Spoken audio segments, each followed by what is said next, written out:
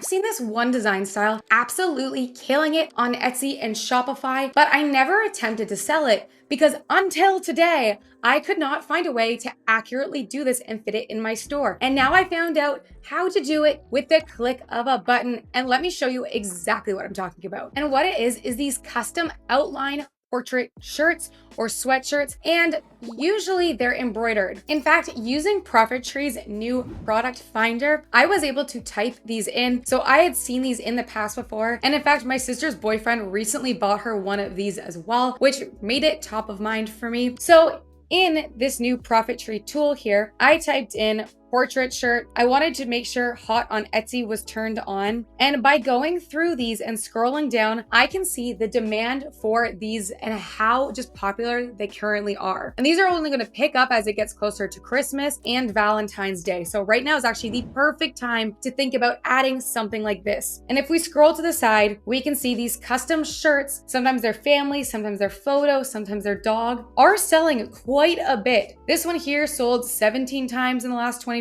hours, 2, 8, 3, 2. We have many that are in 20 plus carts here. So I can see that these do pretty well. And I'm also able to see just how much total revenue these are bringing in. So not all of these are the exact line art design here, but many of them are, like this one here, which for a lot of them have brought in over sometimes $100,000, $400,000, $53,000, $35,000. And I can see that some of these are making this much money without even running ads. We have a few of them that are running ads, but quite a lot of them actually don't need ads to be making multiple sales in one day for this one listing. We can see here what average order value these are coming out to. So a lot of them are on the higher end, some at 34, 42 is the average order value. We have 30, 54. So these are able to sell at a higher price because a lot of them are embroidered and they're personalized. And we can see here too that these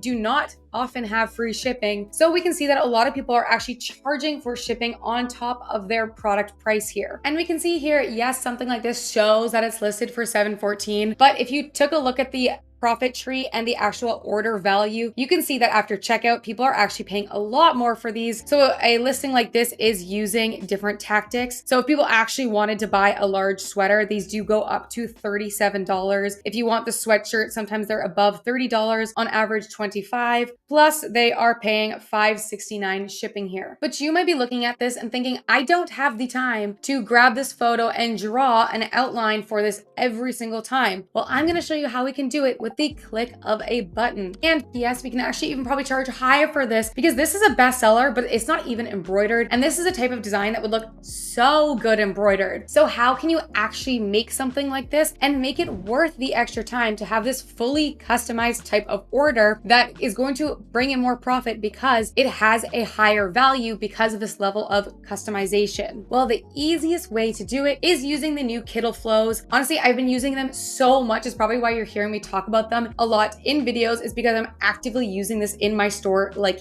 insane. So what you're going to do for this is you're going to bring in the photo that someone sends you. So you're going to offer a customized listing on Etsy, and then you are going to get the person to send you the photo that they want to create an outline of. And then you're going to bring it into Kittl, and then I'm going to use the remove background here in the Kittl. And then once we just have the couple, and this doesn't have to be a couple. This is doing well for pet portraits, couples, parents, mom and dad, family photos. There is so many different niches that you can market this as, so it doesn't need to be what everyone else is already doing. It can be a teacher, maybe a babysitter. You can apply this to so many different niches. But what I'm going to do is I'm going to click on the artboard here. We're going to hit add smartboard, and we're going to add a prompt up here. And the prompt that I'm putting is turn this design into a line art outline. And then I'm going to use the button here that says transparent background, and I'm going to generate. And there we go. With the click of a button, we were able to get a line art version of this. And if you want it to be even simpler, maybe this has too many lines in it, you could just create another smartboard off of this and say, make the outlines simpler, and create another version off of that.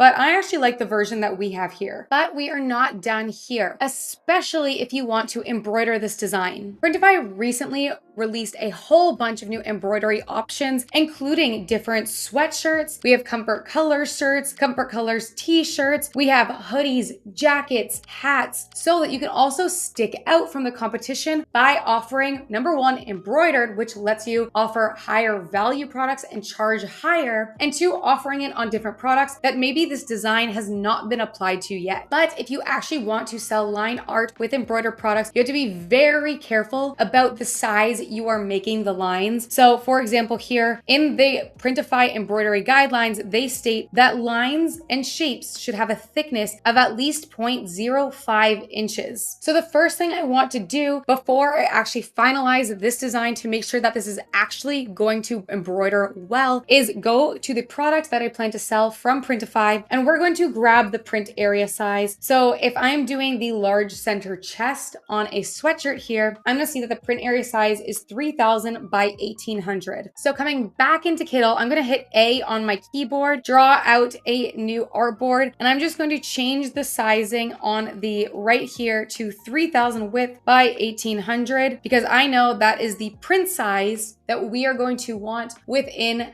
our file for Printify. Coming back to our line art, I'm going to hit the bottom under tools. I'm gonna hit the button that says convert to image. And then I'm going to bring this down here. And then I'm going to vectorize this, and I'm gonna make sure I wanna vectorize it to just one color. And now because it's vectorized, I'm able to actually change the color. So say perhaps I want this to be actually a white thread because I'm printing this on a black shirt for my customer, then I have the option to do that, but let's just keep it in the black right now. But the last thing that we want to do before we print this is make sure that our lines are thick enough to that 0.05 inches that I had shown you earlier, which is the minimum size for something to be embroidered. So I do everything as pixels in my Kittl and my Canva, but you can set it to inches, but I'm just keeping within pixels because that's how I've always worked. And I went to this site called Unit Converters, but you can literally just Google inches to pixels. And I'm going to type in 0.05 inches, and that gives me a pixel of about 5. So coming back to Kittl, I'm going to hit the rectangle button at the bottom here, or you can hit R on your keyboard, and I'm going to draw out